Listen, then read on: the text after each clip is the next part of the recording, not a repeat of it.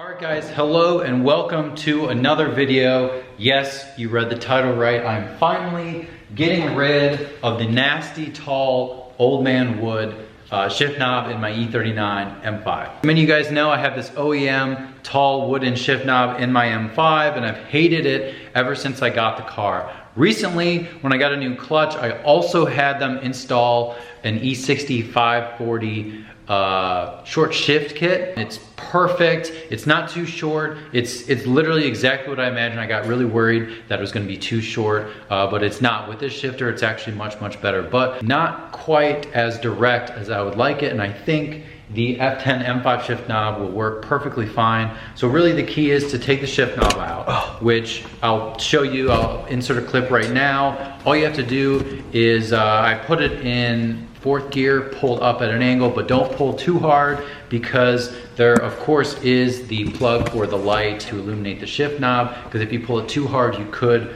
potentially screw up the cable. So once you get that thing out, it's actually not that bad. What we need from this stock setup is actually this bracket.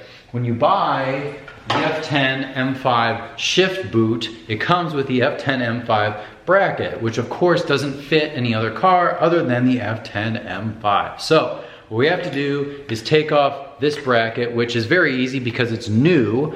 There is some glue on this, I believe, but there's some staples as well. So use an X-Acto knife, pull this off, and then obviously we are going to be using a knife to get the glue off of this entire thing. We really just need this plastic bracket. I did this exact same process on my M3 and it worked perfectly fine. I will say, judging by holding these, this one is definitely heavier, noticeably heavier. I'm actually going to put them on a scale so you guys can know the difference. All right, for you analytical folks, we will see how much. 6.3 ounces for the stock. And this one is exactly 9 ounces. So about 3.3, or actually 2.7 more ounces more than this one, which actually doesn't sound like a lot, but honestly, even just holding them, you can tell that this one's heavier. And it's funny, you know, the weight is definitely focused further down on the shift knob as well. You know, this isn't necessarily a fair comparison, but if you sort of put them next to each other, you guys get the idea of that this one is much taller. This one is not only shorter, but also has a weight to it up here. And don't worry, this one is also illuminated. That's why I got the F10. So I'm going to show you, all you really need is an X-Acto knife. I have a separate knife, maybe a little pry tool, something like that. And also, this is the glue that I use. It's called vinyl, fabric, and plastic. It works perfectly fine, and the M3 is doing just fine. Let me show it to you right now. So this is what it looks like done. If you guys have an M3, obviously you know what the stock shifter looks like. But this is actually the F10 M5 shift knob. I did the exact same thing. I took the bracket out, I glued it to the M3 bracket, and then here we go.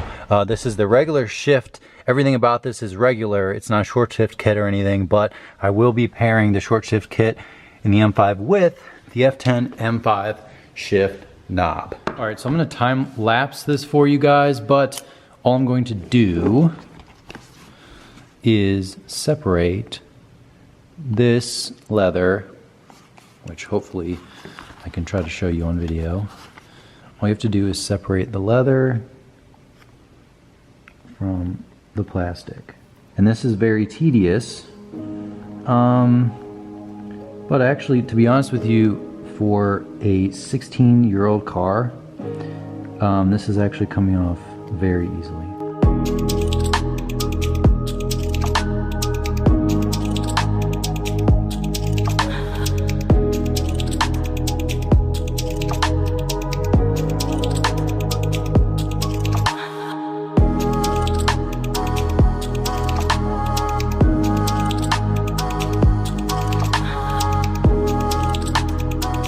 Right on the back stretch here, finish peeling. It's almost off.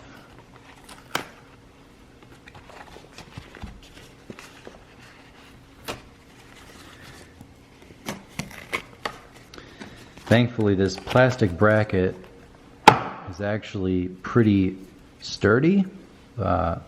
for being a 16-year-old BMW piece. All right, so that's done. That actually was much easier than the M3, which is 2011. All right, same thing on this guy. The key is not to screw up.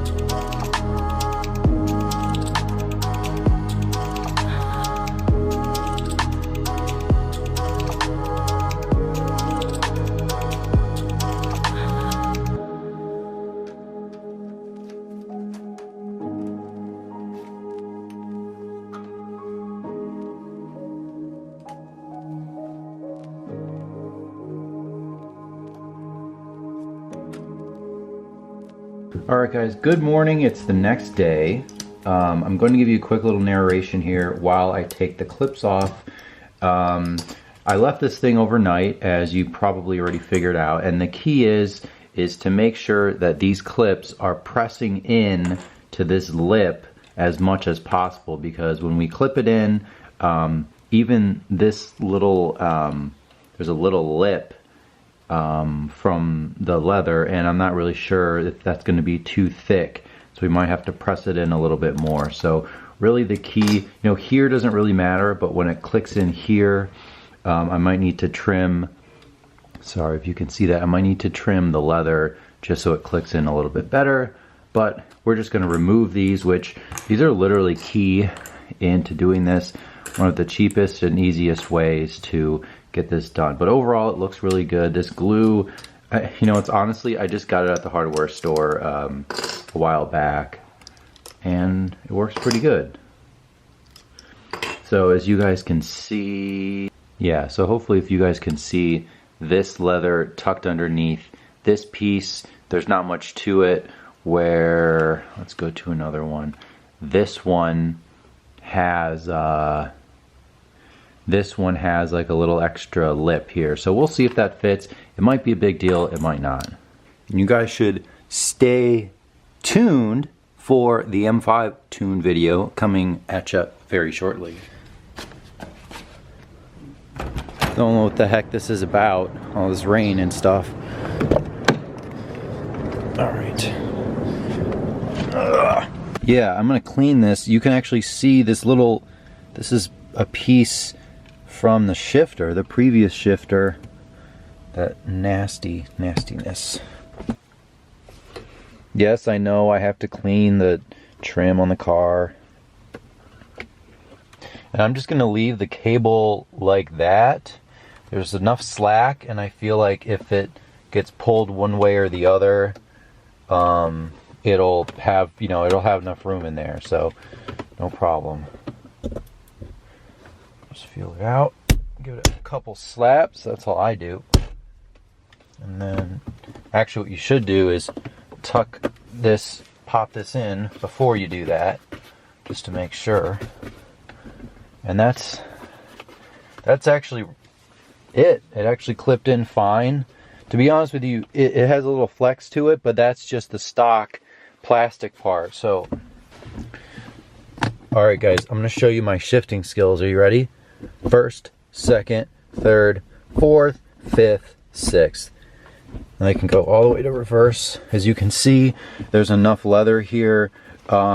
probably, I would like to have a little bit more when you go into those further gears. Obviously, when you go into third, you know, it pulls up a little bit, but that's pretty much normal, guys, so don't worry. All right, I'm gonna give you guys another angle. This thing looks perfect in here, by the way. I thought it would look too short, you know, because the cars have them a little bit higher, but it honestly looks perfect, to be honest with you. So obviously, so there's a little bit of play, and I think there isn't much you can do about that. I have all the bushings replaced, short shift kit, and everything like that. So there's always going to be a little bit of play with these cars. Correct me if I'm wrong, but this is how it's going to look first to second, third, fourth, fifth, sixth. So and then obviously here's reverse. It's much easier, I would say. I don't know if it's going to be notchier or whatever, but I'll do a separate video on kind of my thoughts and you know, if I like it, if I don't like it, things like that. But the other one was falling apart and it was too tall and I didn't like the wood. So this will be the first interior mod. The rest of this wood, it may or may not get wrapped. I still don't like the wood in here, but you know, that's another video and another project for this car.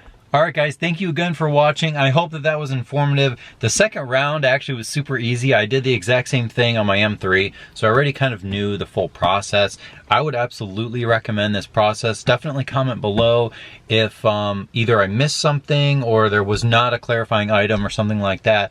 I will also put a link for the F10 M5 shift knob that I installed here, as well as the E60 5 series short shift kit, which I had installed. Unfortunately, I didn't get to do that myself, but when I was having the clutch done, I had the guy do it because the transmission was dropped, so it'd be that much easier just to have him do it and get it done, and that would be like a 3-hour project for me probably, because I have to go underneath the car. But that is going to do it. Hopefully you guys enjoyed. I'll do a separate video on my impressions on the short shift kit paired with the shorter shift knob, as well as making probably some comments on the new clutch, because when you get a new clutch, it's hard to get adjusted and acclimated, and it drives kind of weird at first because the two plates aren't mating yet.